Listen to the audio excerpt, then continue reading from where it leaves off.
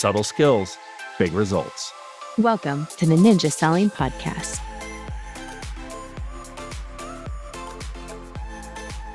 Hello, everybody, and welcome back to the Ninja Selling Podcast. I am Rob Nelson, and I've got Larry Kendall with me again today. Rob, thanks for inviting me to be a part of it. Larry, why don't you tell everybody where we are? We're sitting in Vail, Colorado. Yeah. Beautiful time. It's the trees here are turning. The aspen trees are bright gold, and it's beautiful sun outside. So we're enjoying Vail. Vail's an amazing place. I think when I look at Vail, it is one of the most on-purpose communities I've ever been to. It's a ski resort and a whole bunch of real estate surrounding the ski resort. And Larry, you know a lot of the history of Vail, but it was very much built by design to accommodate what is here today, which is one of the most spectacular places to come and vacation. So shameless plug for Vail. Come check this place out. You bet. Larry, what are we doing in Vail? We're here with our company's Winter Soldier Conference. It's a conference we have every year. We move it around different places. This year we're in Vail. Yeah. And you say Winter Soldier Conference. That's something that may be a known term to some of the ninjas and a completely unknown term to many of our listeners. So give us the concept of Winter Soldier and what that idea is and some of what the conference is. You bet. Well, the Winter Soldier comes from the Revolutionary War, when General Washington was about ready to fight what he considered to be maybe the defining battle of the war. And it was in December. And December of 1776, his soldiers were tired. They wanted to go home for Christmas. He was worried if they did, he wouldn't have enough soldiers to win that battle. And so he asked Thomas Paine to write him a speech of inspiration. And Thomas Paine wrote these fairly famous words now. These are the times that try men's souls, the summer soldier and the sunshine patriot will in this crisis shirk from the duty of to their country. And of course, the soldiers, nobody wanted to be accused of being a summer soldier or a sunshine patriot, so they stayed. It was a defining battle of the war. We won that war. As a result, we have the United States of America. And that speech, the Winter Soldier speech, is considered one of the great speeches in American history. So that's kind of the history of it. How we got involved with that was our company was formed in 1976, 200 years after that speech. Mm-hmm. The market was really pretty good in the late 70s. And then all at once, we hit that market in 1980, 81, 82 with 16 to 17% interest rates for 3 years. It was a very, very difficult market. It was what we call a winter soldier market. Yeah. A very challenging market. And as we came out of that at the end of 1982, we're getting ready to have our annual company conference. I looked at the people who'd made it through that and I said, you know what? These people are really winter soldiers. And we're going to rename our conference the Winter Soldier Conference. And it's going to be the conference we go to every year to prepare ourselves to do a great job, for the next year. We took Thomas Paine's speech and modified it a little bit, and we said, we're not summer soldiers or sunshine patriots, eager when the market is easy, and absent when it gets tougher. We're here for our clients in all markets. We are the group, or now we say we are the ninjas, and we're winter soldiers. So that winter soldier mindset, I think, is very, very important, especially when you have a challenging market like we have right now. Yes. Yeah. So you started doing this in the early 80s. 82. How has the conference evolved?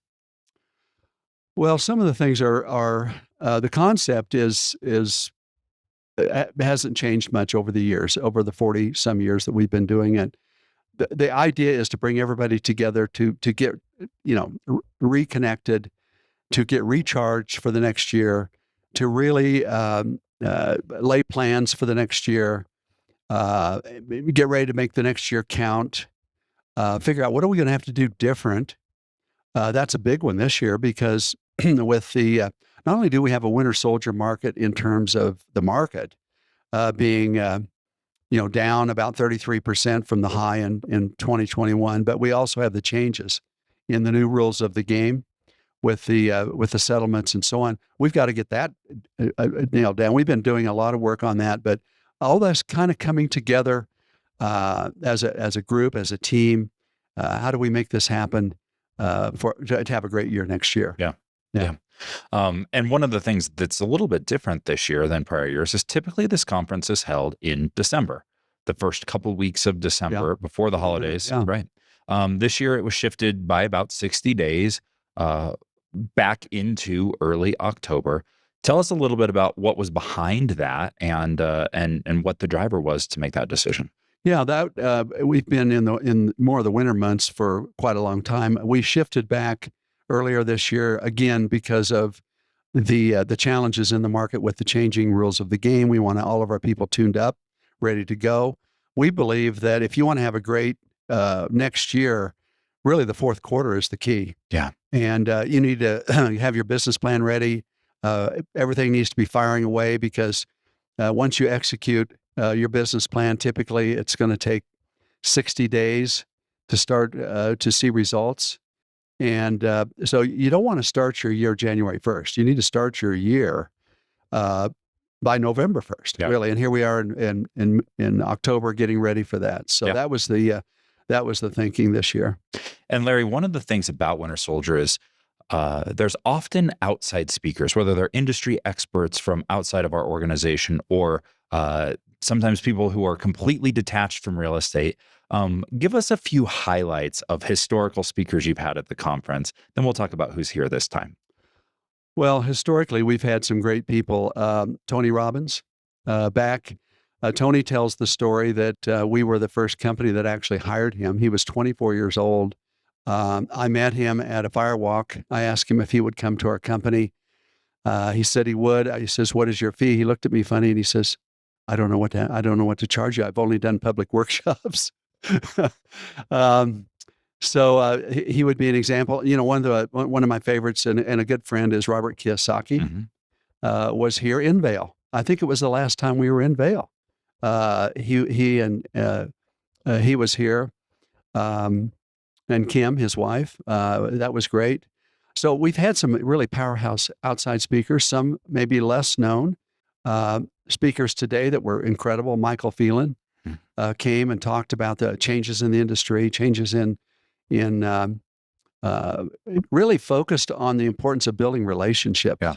He was great. Valerie Garcia, an award-winning author, talked about the importance of how you build trust, how you differentiate yourself, how you create value, how you solve people's problems. Yeah. Very ninja. Yeah. Everything has a ninja theme to it. And then sometimes, we'll have our own people. We'll have somebody who's doing something really special. They'll share how they're doing it. We'll have panels. It's typically one full day. Yes. Yeah. Yeah. When you say really special, one of the other things that happened here today is recognition of the team members inside of the organization who have hit their decade increments, right? So there's a 10 and a 20 and a 30 and 40-year recognition. One of the things about the group that is unlike any other sales organization I've ever seen is the number of people who spend their entire career at the company.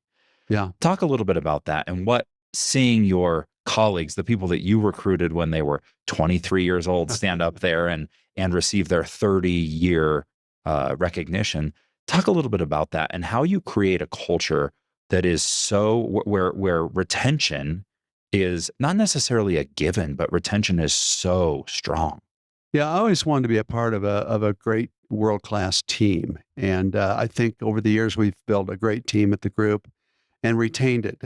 You can't really build a great team unless you can keep the team together. If you have a revolving door, it's hard. I think when you have people that are of like mind who come together and stick together for a long period of time, you get very good at what you do. Very good systems. You know each other. You read each other's minds. That type of thing. We have I'm going to say a rock. It's more of a boulder in our Harmony office in what's called Harlene's Garden. It's an outdoor garden. And once you've been at the company for 30 years in a row, your name goes on that rock. And a lot of people have a goal to be on the 30-year rock.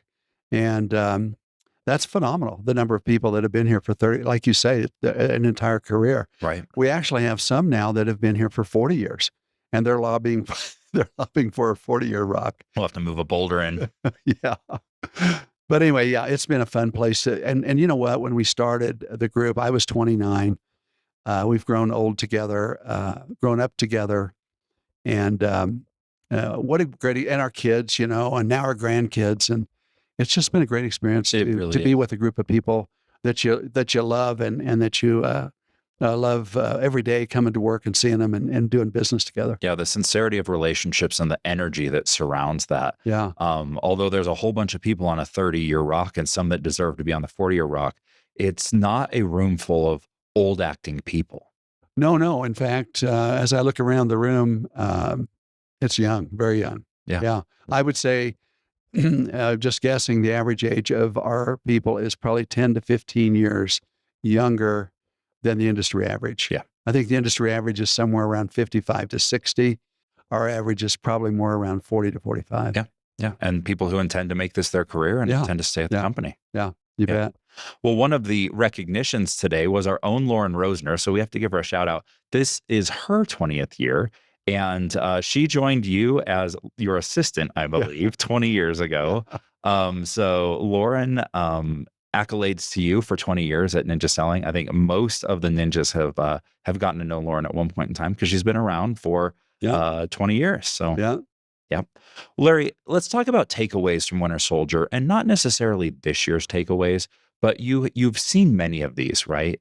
And there are these evergreen takeaways that happen when the group assembles, right? And we hone in on our purpose. What our purpose is to serve buyers and sellers and to do so in a way that's aligned with our values. And these evergreen takeaways seem to be evident every single year here. What comes up for you? You know what's really funny about that is I'd say the takeaways almost always tie back in some way, either directly or indirectly, to the Ninja Nine, to building relationships, being in flow with people, creating value. With the Ninja Nine, obviously, the way we create value is through our customer service calls, our real estate reviews. The way you stay in flow is habit number 8, your 50 live interviews, all of that. And so, yeah, the theme is, today it was interesting, on building relationships and being remarkable, Mm-hmm.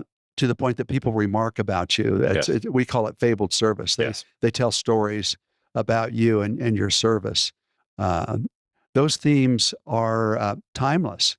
And, we've been practicing them for decades. Interestingly, in another 15 months, the group will celebrate 50 years Yeah. in business, which is, it went really fast. Yeah. But yeah, 50 years. And, being the leading company for 50 years is really hard in a very competitive market. We've got really great companies there. But to do that for 50 years in a row is kind of like winning 50 straight Super Bowls. Yeah. And it requires this really delicate balance of evolving as an organization, right? Yeah. Adapting to what's happening, but also going back to what we always call the stone tablets. And the stone tablets are the Ninja Nine. Yeah. Ninja Nine: relationships, create value, be in flow with people. Yeah, it sounds so simple that I think over the years, sometimes people kind of get bored with it, and Mhm. they're always looking for some new shiny object that maybe is better. There's some enhancements, I think, certainly social media. You can, and there's a way to do that, the Ninja way, where you can use social media to enhance your relationships.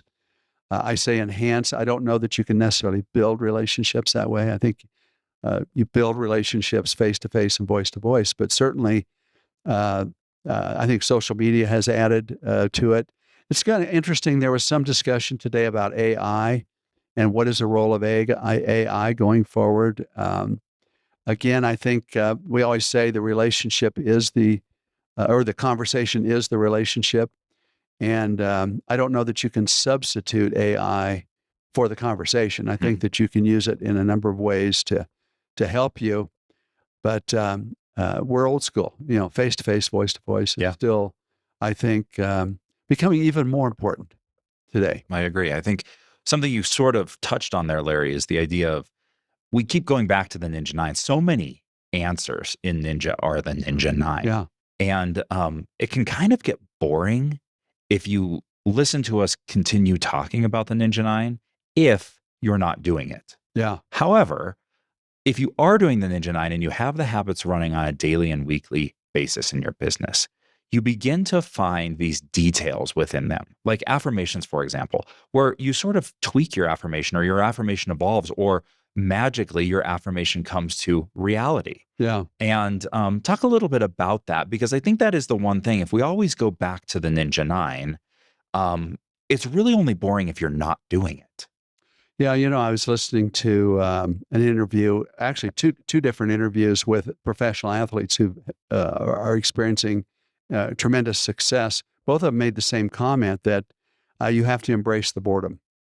You have to embrace the routine, the getting up every day and doing the work, and don't be bored by it. Just embrace that boredom. That's going to give you the results. Yeah. And I think that's good advice for ninjas as well. Yeah. 8-foot putts all day long, really boring. Yeah. Winning championships, not so boring. We saw a video of Tiger Woods, and he was talking about in combination of whether it's putts or chips or drives or whatever he's doing. He wants the club to hit the ball 1,000 times a day. So he has, and he says, you have to embrace the boredom. You have to embrace the system. You have to believe that the system works if you work the system. And so he says, I work the system with 1,000 touches a day. Easy to do? Yeah. Easy not to do. Yeah. Exactly. Well, as we wrap up our lunch and this podcast at Winter Soldier this year, is there anything else that you'd like to have the ninjas take with them? And it would be amazing if we could have everybody here, but not everybody can make it. And Larry, there's got to be one nugget that's unique to this year that you feel somebody could take and put into action in their business. What would that be? This is going to be an unusual answer to your question. It popped into my head as I was listening to one of the speakers. So it wasn't presented at the front of the room. It was presented in my head. And in my head, I said, if I was on stage right now to embellish what they just taught us, here's what I would say. And it has to do with building trust, building relationships, and building referrals. One of the people that I really like her work, and that's Stacey Brown Randall. She has written a book on generating referrals without asking. And I think when you're building trust, when you're building a relationship, and she makes the comment, she says that referrals are not generated by asking for referrals, they're generated by building relationships.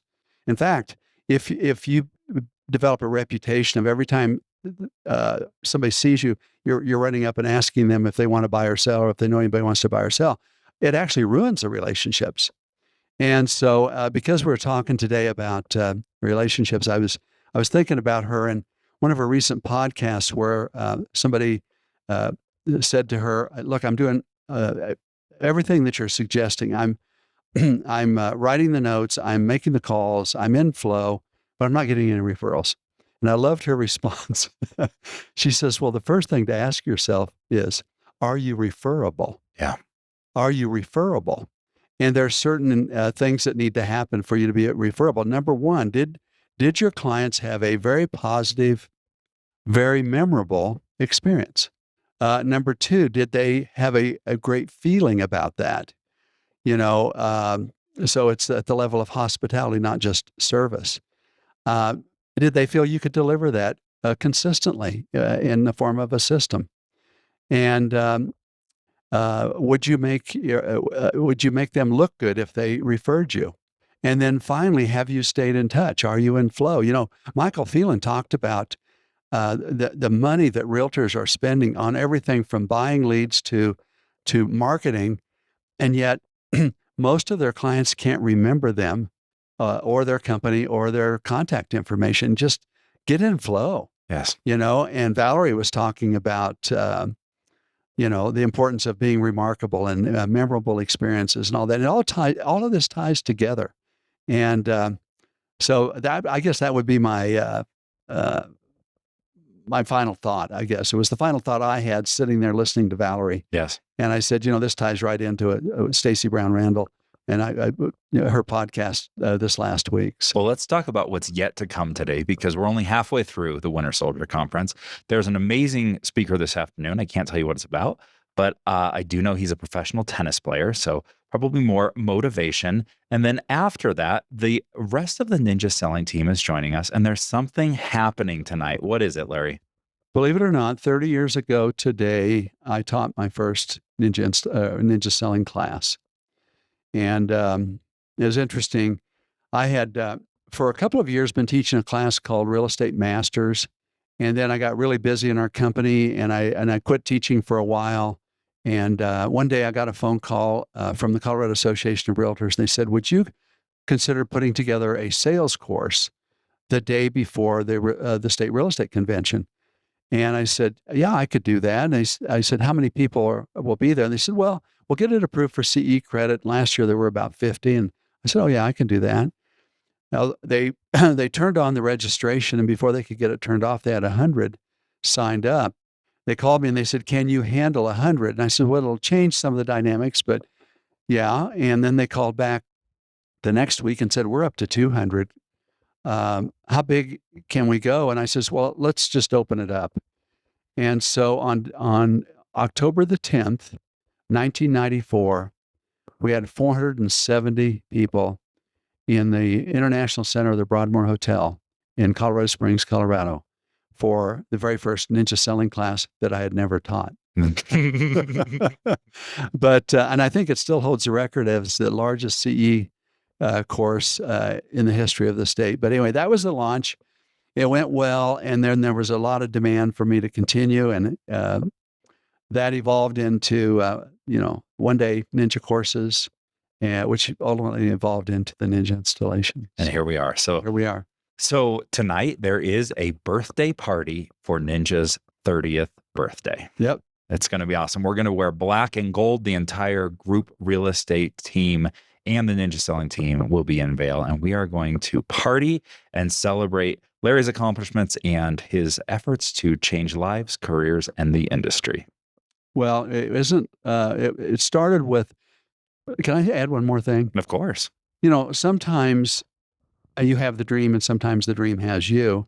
Sometimes you're lucky enough that it's both. But in the case of Ninja, that was never really my dream to build Ninja. It was.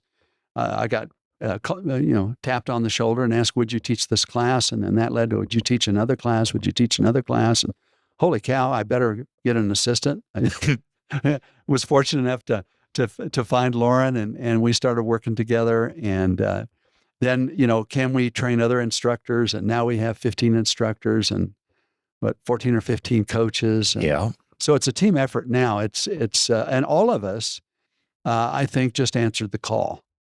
We got the call to go down this path of trying to help people improve their lives and their careers.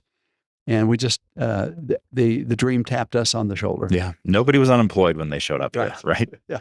Well, Larry, thank you so much. Congratulations on 30 years. Congratulations on an amazing conference at the Winter Soldier Conference this year. And I appreciate you taking the time. Anything you want to send the ninjas off with?